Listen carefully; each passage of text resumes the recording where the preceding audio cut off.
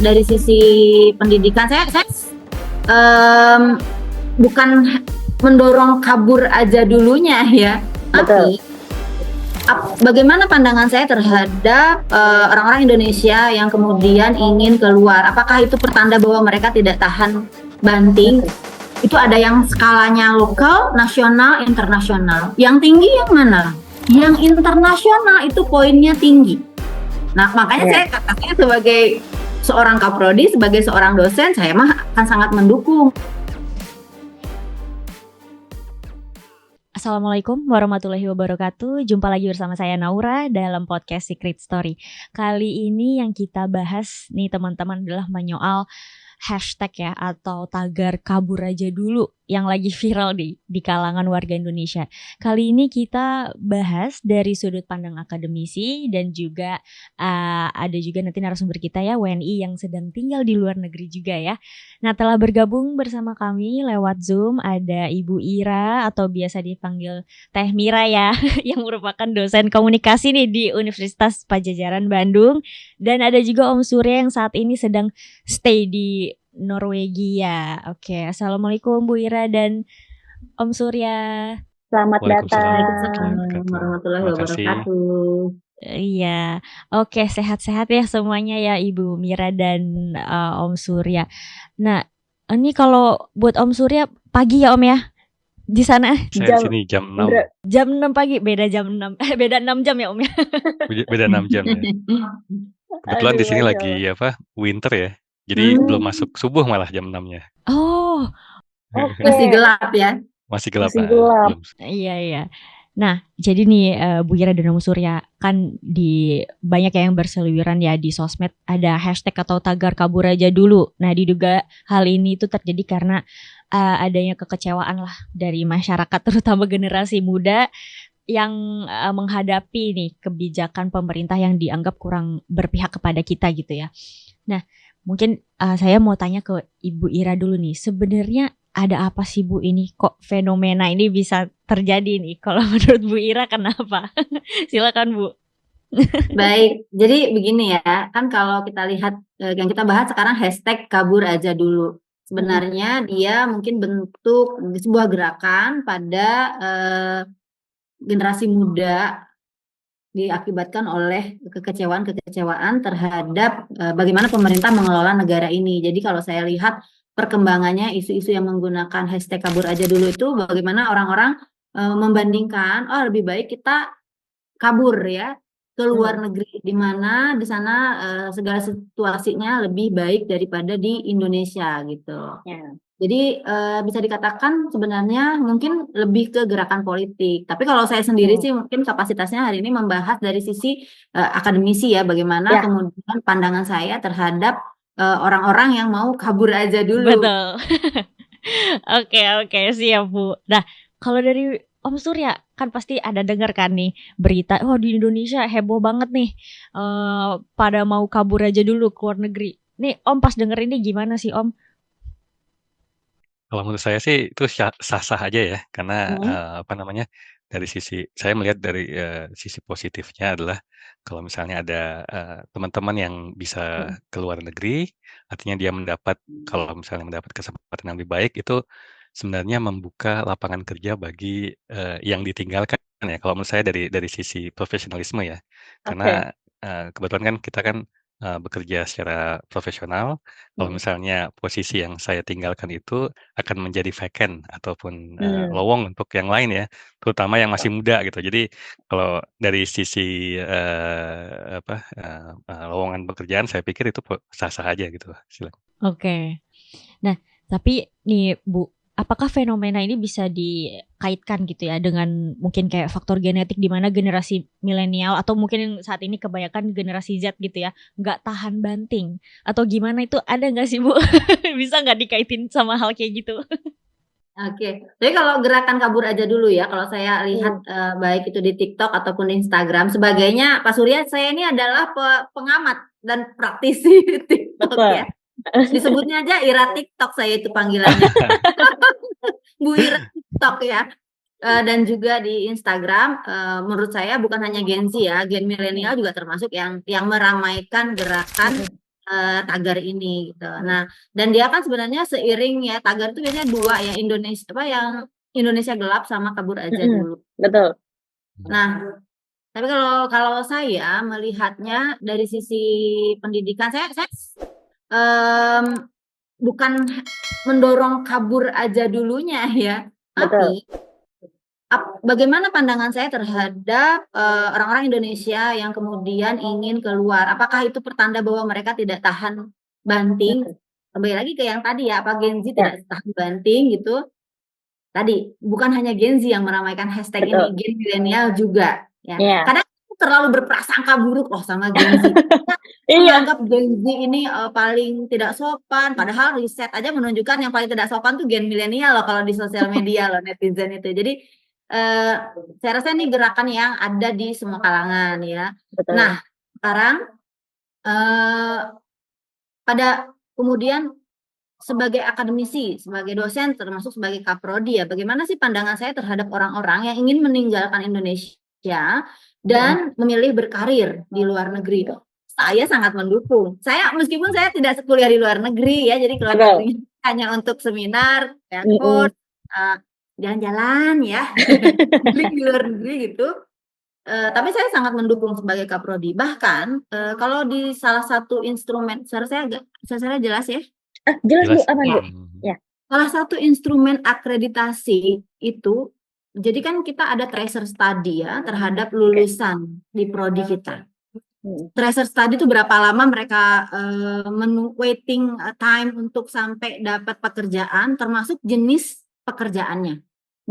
Itu ada yang skalanya lokal, nasional, internasional. Yang tinggi yang mana?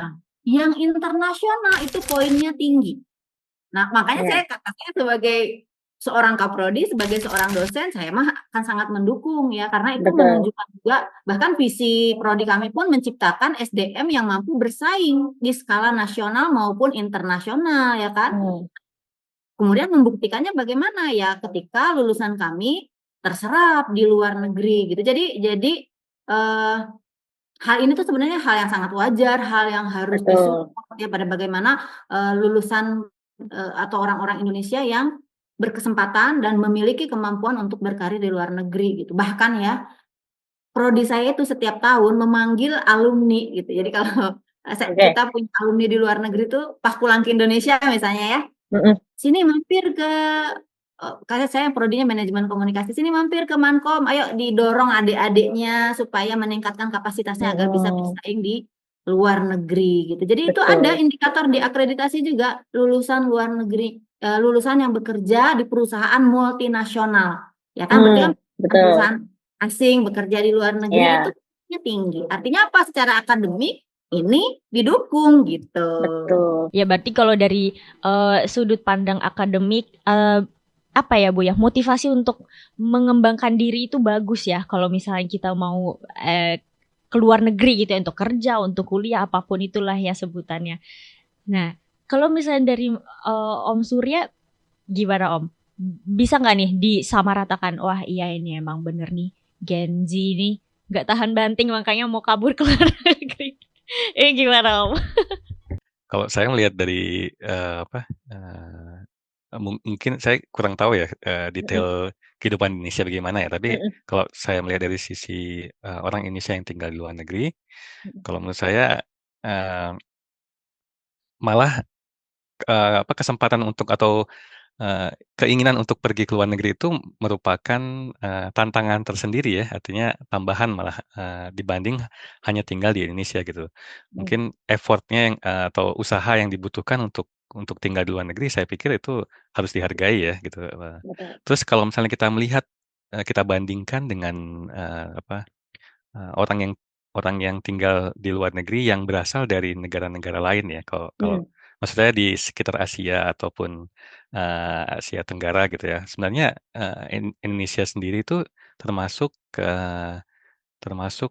populasi yang kecil untuk orang yang tinggal di luar negeri. Kalau misalnya saya melihat dari Norwegia ya terutama ya, kalau saya lihat banyak sekali orang-orang yang berasal dari terutama Thailand, India, Pakistan, Bangladesh itu yang bekerja di sini, itu sangat jauh sekali, populasinya dibanding orang Indonesia. Nah, Oke. dan itu mungkin dari situ mungkin saya melihatnya akan sangat baik atau bagus ya kalau misalnya teman-teman ataupun, generasi-generasi muda yang di Indonesia itu melihat, bekerja di luar negeri itu sebagai salah satu pilihan pada saat Betul. mereka sudah selesai kuliah gitu ya, mungkin itu Mm-mm. dari sisi saya gitu. Iya. Karena memang nggak ada salahnya juga ya Bu ya Om, karena mungkin kita namanya juga manusia ya, kita pasti punya pilihan lah ya untuk melanjutkan hidup misalnya gitu, entah itu kuliah, mau S1, mau S2 di luar negeri atau bahkan bekerja seperti itu. Tapi ini sebenarnya Bu, ada nggak hubungannya dengan megatrend global di mana hashtag kabur aja dulu itu bagian dari apa ya namanya, urbanisasi global. Hanya saja di Indonesia itu karena mungkin dipicunya oleh politik. Nah, kalau pandangan Ibu Ira bagaimana Bu? Ya nggak apa-apa lah kalau gerak apa ya kalau, kemudian orang-orang menjadi tersadarkan gitu ya dan kemudian ingin berkarir di luar negeri yang tadinya mungkin terpikir ingin berada di zona-zona yang nyaman saja di Indonesia. Indonesia itu kan Mas ya termasuk nyaman ya untuk Betul tinggal betul. di mana kita dengan apa-apa bisa tinggal pesen, apa-apa bisa minta orang lain yang mengerjakan gitu ya. Padahal di luar saya yakin sekali meskipun dengan tingkat penghasilan yang tinggi pasti ada struggling bagaimana orang-orang harus lebih mandiri gitu kan. Betul. Nah, jadi kalau orang-orang menjadi tersadarkan bahwa ternyata ada kehidupan yang lebih baik yang bisa ditempuh.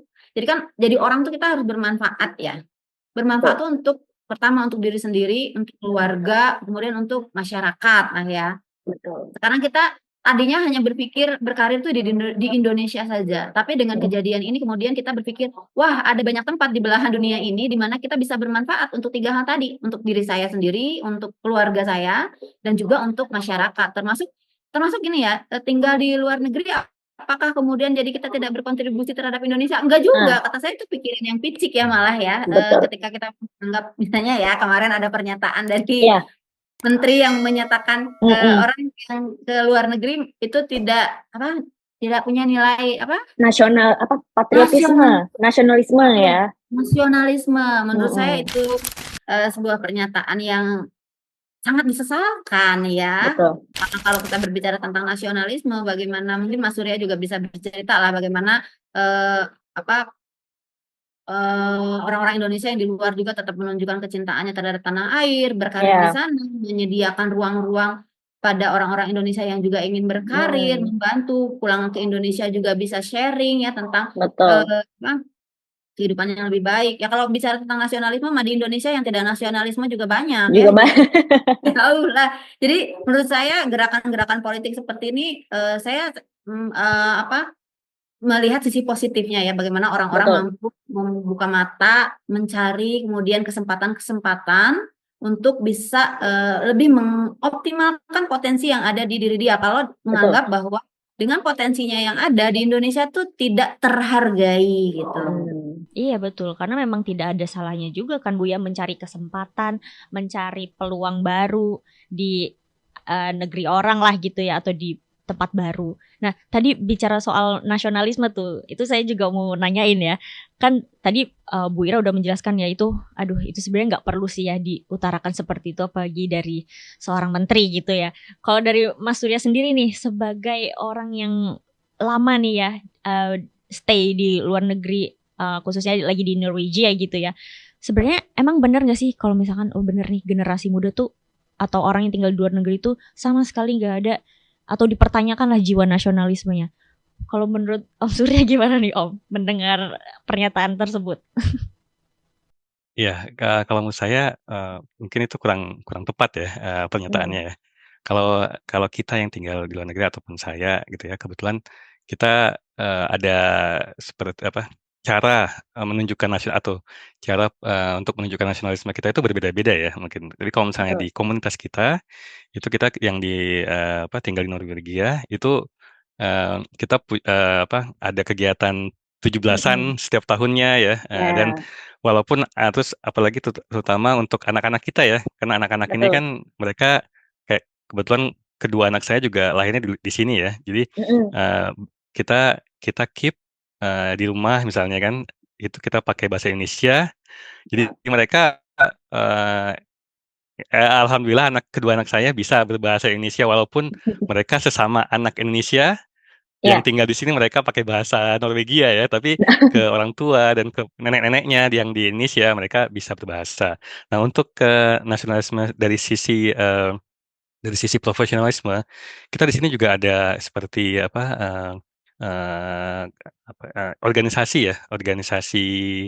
Kebetulan kita punya namanya organisasi Ikatan Ahli Teknik Perminyakan Indonesia, yang oke. kebetulan kita memberikan masukan ya, Mm-mm. terutama kepada pemerintah Indonesia. Pernah kita bekerja sama dengan seperti eh, Departemen Energi, Dirjen Oke. Migas, memberikan masukan-masukan yang relevan ya. Mm-mm. Seperti waktu itu kita pernah bikin paper tentang bagaimana cara meningkatkan produksi dari pengalaman dari Norwegia, ataupun kebijakan CCS yang dulu sempat Mm-mm. carbon capture storage yang dulu sempat sempat dibicarakan ini ya di Indonesia. Kita juga memberikan masukan kepada Betul. untuk permen dan perpres gitu Mm-mm. melalui Dirjen Migas. Nah itulah cara-cara yang mungkin berbeda, tidak hanya dari segi bahwa kita bisa ikut perang di Indonesia kalau misalnya ada kegiatan, Eh, ada yang hal-hal yang tidak ini gitu kan. Jadi mungkin berbeda-beda ya betul. nasionalis perwujudan nasionalisme itu dari Mm-mm. individu mungkin. Dan saya kembali lagi ke pernyataan tersebut, menurut saya itu kurang tepat ya, Mm. Mbak Nora ya. Betul. Iya, karena justru mungkin dari beberapa case orang yang pernah stay di luar negeri gitu ya, mau itu jangka waktunya lama atau sebentar, justru menurut saya uh, banyak, maksudnya khususnya orang Indonesia gitu ya, banyak justru mengembrace Indonesianya di sana gitu dibandingkan kayak enggak saya nggak mau ngakuin Indonesia, enggak, justru mereka embrace, bangga gitu kita sebagai orang Indonesia kalau di luar, justru seperti itu. Kebetulan teman-teman saya gitu ya, teman-teman saya yang mereka pengen berlibur gitu, mereka Mm-mm. bertanya pada saya gitu, Ya. kalau ke Indonesia bagusnya kemana ya gitu kan. Nah kita kan, saya sebagai orang yang bukan travel agent gitu ya, harus Betul. bisa memberikan pilihan gitu, dan itu kalau menurut saya kok sangat tertantang ya gitu ya. Yang saya Betul. berikan informasi bahwa oh di Indonesia tuh ada ini, daerah Kalimantan tuh ada ini, di Mm-mm. apa namanya di Papua ada ini. Jadi nggak hanya, mereka kan tahunya cuma Bali doang gitu kan. Jadi dan Nah, bener. saya coba untuk men-share bahwa tempat-tempat di Indonesia tuh banyak Banyak tempat-tempat banget. yang bagus untuk Mm-mm. dikunjungin gitu kan. Ya seperti Betul. itu ya mungkin salah satunya ya. Dan kita juga Oke. setiap tahun pulang ke Indonesia, dan Mm. mungkin itu juga kalau misalnya dihitung pengeluaran kita dibanding dan jumlah orang-orang Indonesia yang berlibur balik ke Indonesia ya, orang yang di luar negeri yang berlibur ke Indonesia, mungkin itu kan memberikan mungkin masukan ataupun Betul. Oke. visa untuk ke Indonesia mungkin ya, kalau misalnya lihat dari sisi itu ya. Oke, Om Surya. Nah, nanti saya akan kembali lagi nih ke hashtag yang kabur aja dulu ini. Ini sebenarnya bisa nggak nih, Bu Ira, kalau misalkan menjadi apa ya, budaya bagi anak-anak muda di Indonesia, kayak ya udah deh kalau misalkan gue udah lulus SMA, gue kabur aja dulu. Atau ini sebenarnya fenomena yang sebenarnya FOMO ya, Bu ya, kalau kita bilangnya tuh di sosmed tuh FOMO nih. Gimana tuh, Bu? Sekali lagi ya, tadi saya menyatakan mendukung orang-orang lulusan dari prodi kami untuk berkarya di luar negeri, orang-orang Indonesia yang mau meningkatkan taraf hidupnya, kebermanfaatannya dengan berkarya di luar negeri. Tapi hashtag untuk kabur aja dulu ini juga tadi harus dicermati. Jangan sampai FOMO, karena kalau kita lihat komentar-komentar yang ada di media sosial, banyak yang bilang ya kita akan keluar negeri, tapi saya klik profilnya teh, aduh kayaknya untuk bersaing di luar negeri sumber daya seperti ini tidak akan mampu gitu ya. Jangan sampai Betul. generasi muda kita nih FOMO pengen ke luar negeri, ya udah saya ke luar negeri, dan tadi ke luar negeri karena dikecewakan di Indonesia, atau tidak tidak ke luar negeri karena tidak terpakai di Indonesia. Kalau di Indonesia aja pakai apalagi di luar negeri ya, yang Betul. sumber dayanya harus diakui mungkin punya banyak negara yang tingkatannya lebih tinggi dari Indonesia, yaitu kita Mm-mm. tahu bersama lah ya. Nah, Betul. justru harus disiapkan sejak matang. Jadi orang itu harus apa ya, kalau memang ada rencana ke luar negeri, ada keinginan terbersit keinginan ke luar negeri, harus dibuat perencanaan yang matang. Bahkan Betul. kalau perlu dari sejak sebelum kuliah, dari SMA sudah punya perencanaan. Apakah dia nanti Mm-mm. akan kuliah S1-nya yang langsung ke luar negeri, apakah S1 dulu di Indonesia, lalu S2 ke luar negeri, atau apakah S1 di sini ambil kursus bahasa supaya nanti bisa bekerja di luar negeri. Jadi harus dengan perencanaan. Kabur aja dulu. Kabur tuh kan istilahnya gini ya.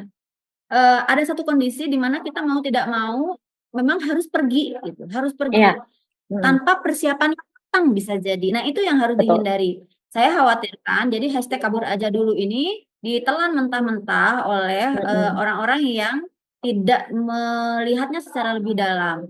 Kedepannya Betul. misalnya dia akan ikut lembaga-lembaga yang ilegal. Hati-hati Ya. juga dengan human trafficking ya. Mm-mm. Mm-mm. Karena sudah memang kasus ini juga apalagi di Asia itu juga lumayan ya human Ya, trafficking. betul Jadi Ibu.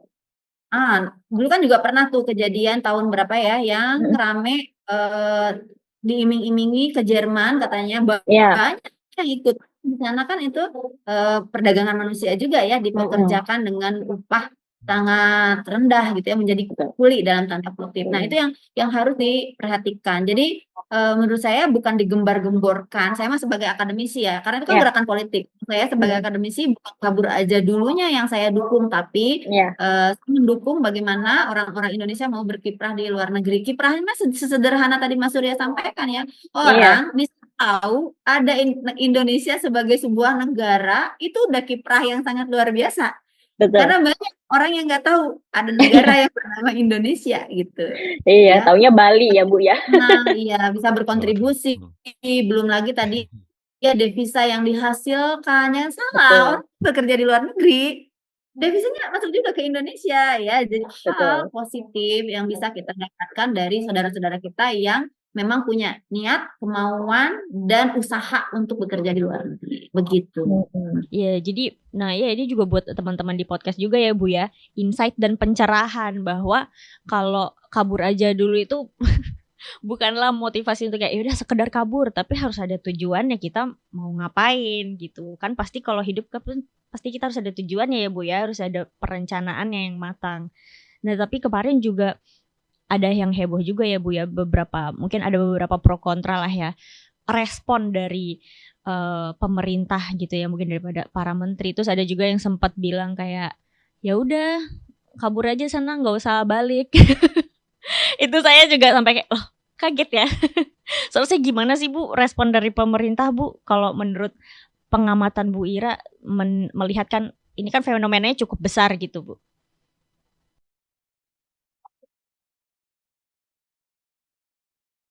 Iya, ya ini hal yang berbeda lagi ya. Jadi menurut saya bagaimana pemerintah merespon berbagai feedback yang diberikan oleh Ya. masyarakat itu juga perlu dikritisi ya sebenarnya pada bagaimana ada aspirasi dari masyarakat lalu tanggapannya secara spontan seperti itu. Bagaimanapun kan masyarakat ini adalah yang harus dikelola oleh negara. Bagaimana mereka harusnya bisa mengoptimalkan potensi yang ada termasuk menyerap aspirasi-aspirasi yang ada. Jadi bukan ini mah jangankan diserap dulu ya, langsung dipantulkan lagi si aspirasi ya ke masyarakat. Jadi menurut saya itu Betul. sebuah problem ya kalau bisa dibilang yang harus menjadi bahan evaluasi pemerintah nih. Bagaimana pemerintah itu sekarang ya menanggapi aspirasi itu seperti itu. Betul. Cara menghandle, maksudnya kan itu kan sebuah aspirasi atau pesan dari masyarakat ya Bu ya, yang seharusnya mungkin dijadikan pertimbangan gitu. Betul. Nah, sekarang saya juga pengen tahu nih, banyak kan ya generasi muda nih Om yang mau sekolah, kuliah, bekerja di luar negeri. Itu ini kan konteksnya mungkin di luar kabur aja dulu nih Om. Kalau dari Om Surya, staying in Norwegia itu apa sih yang bisa di-share ke teman-teman? Mungkin apa sih Om bedanya pendidikan mungkin dalam hal ini dalam tingkatan perguruan tinggi ya Om ya, kuliah di Norwegia sama di Indonesia, bedanya tuh ada nggak sih Om? Kalau dari segi apa pendidikan ya, kalau menurut saya Hmm. dari kualitas pendidikannya, kalau saya melihat malah dari sisi teknikalnya ya di Indonesia itu sebenarnya Hmm. lebih lebih sulit ya dibanding di Oh, Norwegia oke, gitu ya. Karena oke. kalau saya lihat itu di Norwegia itu biasanya yang diajarkan tuh sangat umum gitu. Sedangkan kalau Mm-mm. di Indonesia kalau saya lihat tuh mereka sampai ke very details gitu. Jadi eee Oke. pengalaman saya kebetulan S1-nya di Indonesia dan Mm-mm. saya sempat bekerja beberapa tahun sebelum saya memutuskan untuk kuliah S2 di Norwegia. Eee, Kebetulan kesempatan itulah yang saya lihat, kok ternyata kuliah S2 di Norwegia itu lebih gampang daripada kuliah S1 di di Indonesia gitu ya. Saya Oke. mungkin gitu ya, nggak apa-apa ya. Jadi tapi kalau untuk generasi itu bukan Mm-mm. berarti itu apa ya, menutup menutup jalan untuk Betul. teman-teman generasi muda yang mau ke Norwegia. Tapi kalau menurut saya mungkin saya memberikan informasi bahwa kuliah di luar negeri itu gampang setelah kita masuk. Nah, Ya. sekarang bagaimana cara masuknya gitu kan.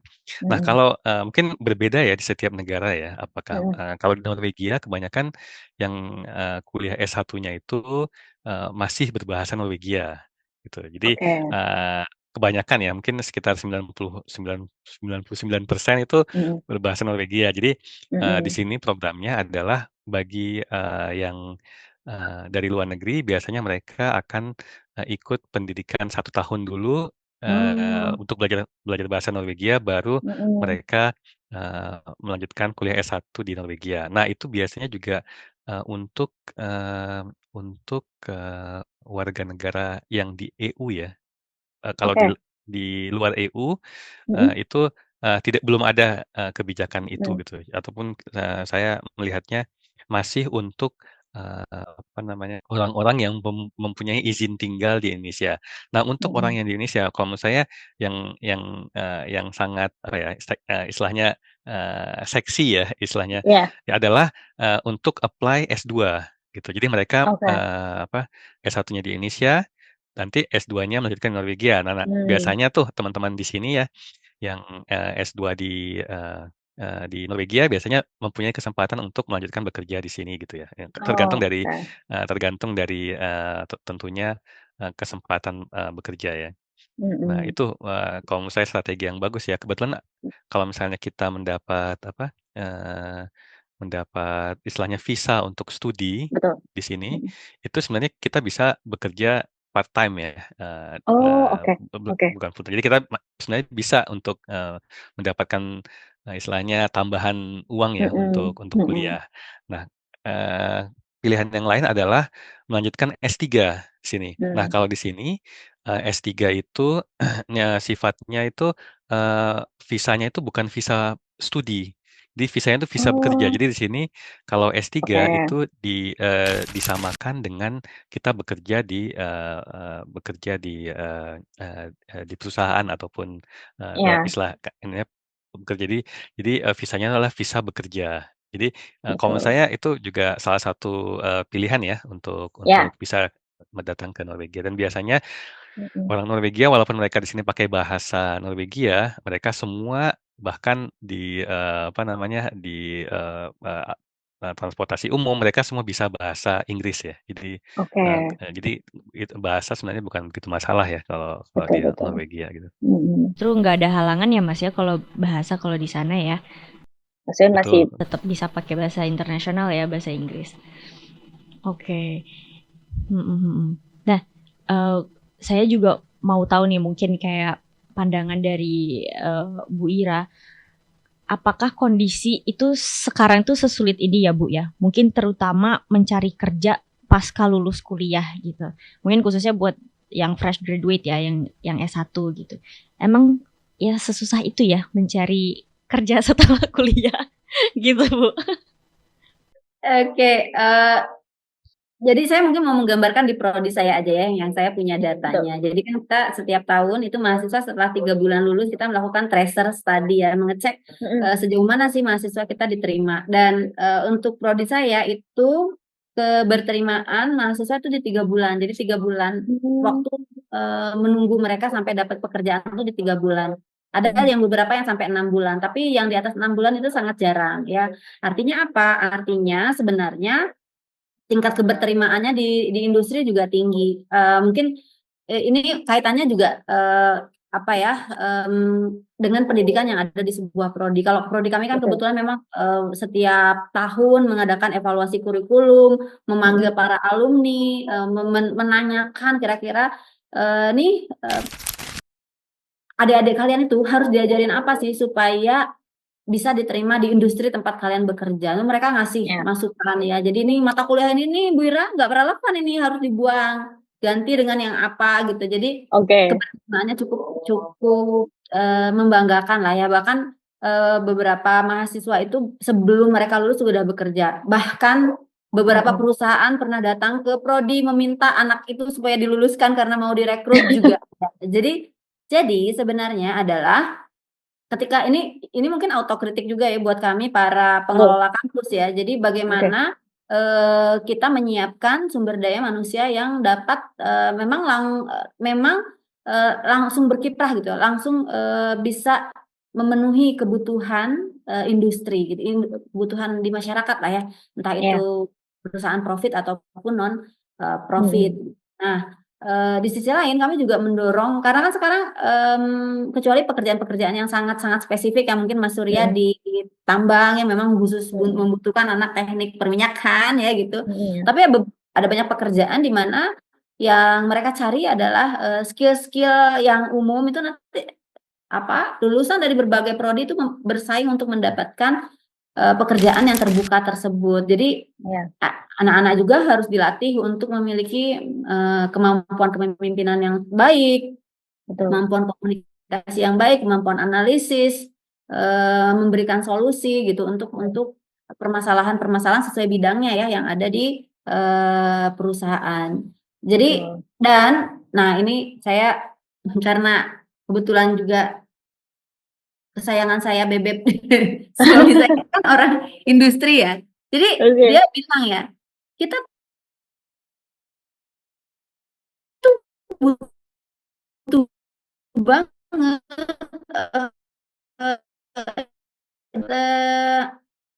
sumber daya yang dihasilkan dengan kebutuhan industri itu kebutuhannya tinggi tapi kadang nggak memenuhi juga sumber daya. Jadi sekali lagi tadi makanya saya sampaikan ini juga masukan ya untuk pengelola perguruan tinggi bagaimana menciptakan tenaga kerja atau sumber daya yang memang dapat langsung berkiprah gitu di perusahaan atau di masyarakat. Tapi sih ya tadi karena saya mungkin prodi saya ya kebetulan akreditasinya sudah A ya unggul dan juga sudah akreditasi internasional. Jadi ya memang lulusannya juga bisa membanggakan lah ya gitu. Iya, karena kan ya Bu, beberapa tahun terakhir ini saya juga lihat ya, termasuk saya sendiri juga gitu ya, pernah mengalami yang namanya, aduh kok lama ya gak dipanggil interview misalkan kayak gitu. Dan ternyata kemarin saya juga baca berita di akhir tahun sampai awal tahun ini juga banyak sekali generasi muda yang baru lulus itu nganggur gitu ya Bu ya, kasarannya lah, atau tidak ada pekerjaan gitu. Nah ini tuh apakah kondisi itu benar-benar sulit? Apakah itu memang dari faktor kuliahnya, ataukah memang lapangan kerja di negara kita ini memang sedikit atau gimana gitu Bu? Nah tapi jadinya apakah memang sebuah apa ya Bu ya, escape plan ya gitu, kalau keluar gitu, oh kayaknya kalau misalnya gue kerja di luar negeri lebih gampang nih gitu nggak sih Bu? Jadi ya Bu, kalau dibilang lebih gampang pasti Mas Surya langsung enggak ya mungkin lebih gampang karena persaingannya aja bukan hanya di level nasional ya. Kita kita udah tahu ya Indonesia itu sesama Asia aja bersaingnya tadi kalau kata Mas Surya ya dengan bahkan negara Bangladesh, Vietnam itu juga sekarang sudah ketat sekali ya. Jadi keluar pasti kita harus memiliki pertama keterampilannya sesuai dengan bidang keilmuan kita apa, kemudian kemampuan Ya. berbahasa, dan yang mungkin tidak dipikirkan oleh masyarakat Indonesia adalah kemampuan beradaptasi juga dengan budaya ataupun cara hidup di negara orang ya.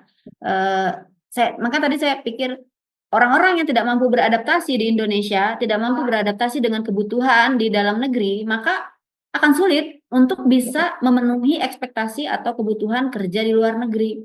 Jadi nggak ada escape plan kalau nggak diterima di Indonesia ke luar negeri, enggak ya. Dia nggak mau, akan sulit kemungkinannya di luar negeri kalau di Indonesia aja dia udah tidak mampu bersaing. Mas Surya itu mampu bersaing di luar negeri, di Indonesia udah pasti sangat mampu bersaing. Jadi mau nggak mau, satu-satunya cara yang bisa dilakukan oleh orang-orang supaya dia punya escape plan adalah dia juga mampu memenuhi kebutuhan dia kalau escape itu. Kalau nggak punya keterampilan, bukan hanya keterampilan, bahkan Mas Surya ya, dana juga loh, jangan lupa. Nggak bisa kita tanpa sumber daya keuangan itu ingin escape mencari kehidupan yang lebih baik. Jadi kita memang harus mempersiapkan segalanya. Kalau memang kita punya rencana atau keinginan untuk bekerja di luar negeri, sedini mungkin memang sudah harus dipersiapkan gitu. Nah, mungkin karena ini tidak juga apa? Ya, mungkin silakan. peran pemerintah juga ya di sini ya. Mungkin kalau kita lihat dari sisi pendidikan atau dari mungkin fokus yang saya lihat ya di Indonesia mungkin lebih ke apa namanya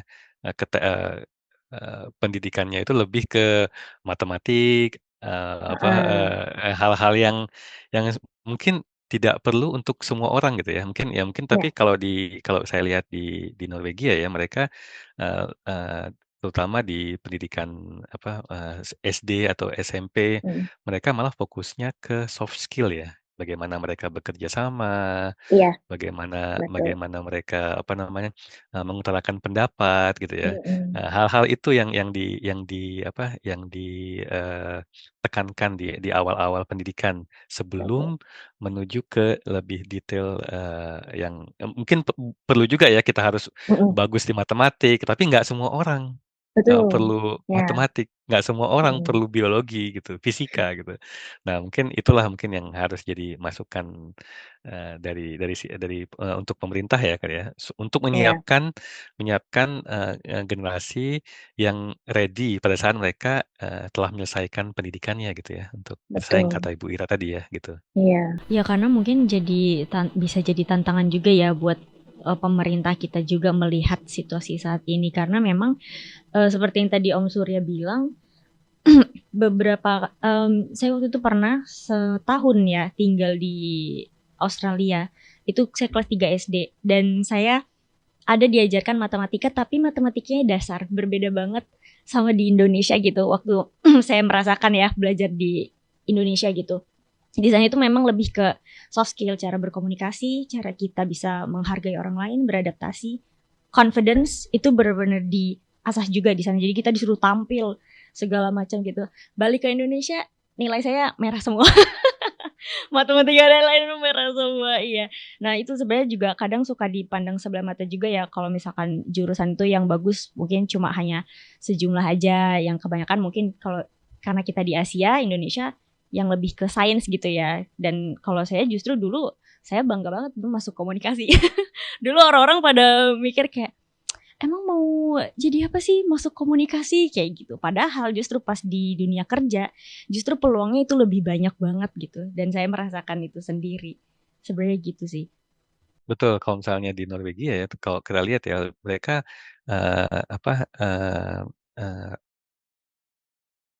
di SMA-nya itu kan mereka punya SMA General sama SMA kalau kita tuh SMK mungkin ya. Nah itu penyebaran anak didik untuk yang SMK sama SMA biasa itu merata mereka. Dan bahkan kalau kita lihat SMK-nya itu ada malah saya lihat itu ada kayak seperti jurusan menjadi tukang pangkas gitu. Wah, Jadi hal-hal nah, kalau kita lihat kan, itu apakah maksudnya untuk apa jurusan tukang heeh, pangkas tapi harus, masuk SMA khusus tukang pangkas. Nah itu menunjukkan bahwa itu pilihan, bukan berarti itu, betul. tidak baik gitu ya, itu Iya, pilihan. Ada orang yang memutuskan pada saat dia setelah, lulus mau jadi tukang pangkas, tapi benar-benar tukang pangkasnya benar-benar profesional gitu ya, nggak hanya iya, iya, cuman bisa betul. motong rambut gitu ya.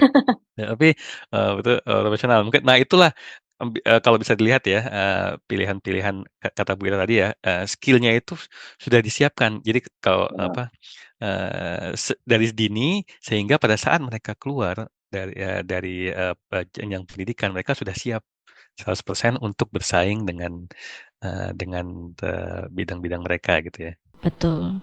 Nah, mungkin ini jadi pertanyaan terakhir saya nih buat Bu Ira sama Om Surya. Saya mau tahu harapan dari Bu Ira gimana Bu untuk mungkin teman-teman atau generasi muda nih ya yang berkoar-koar dari kemarin udah kabur aja dulu. Itu ada nggak Bu pesannya nih Bu biar yang nonton juga oh iya ya nggak boleh gegabah gitu.